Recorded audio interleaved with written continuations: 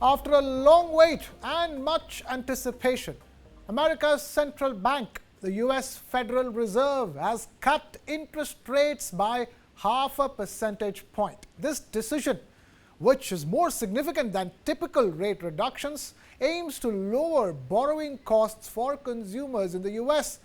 US Fed Chair Jerome Powell reassured that this rate cut does not indicate a substantial slowdown in the economy. The Federal Reserve cut interest rates by a larger than usual half percentage point on Wednesday. Fed Chair Jerome Powell said it was aimed at boosting a cooling job market while continuing to push down on inflation.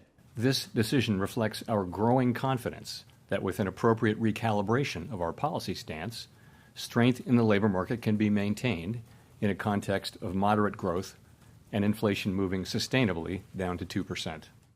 But what will the first rate cut in 4.5 years mean for everyday consumers? The central bank said it doesn't see the policy rate returning to the sub 2% levels that prevailed for more than a decade before 2022. That means that era's low mortgage rates, often under 4%, aren't coming back anytime soon. But the rate cut could start to ease some financial pressures. A lower policy rate should translate to cheaper borrowing costs for most kinds of loans, while on average, paychecks are now rising faster than prices, as inflation has cooled substantially. Even so, each trip to the grocery store is a reminder that today's dollars don't go as far as they did just a few years ago.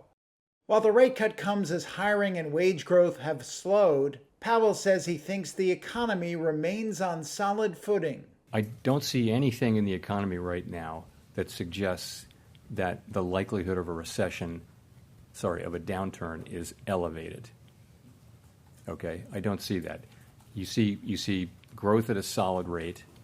You see inflation coming down, and you see a labor market that's still at very solid levels.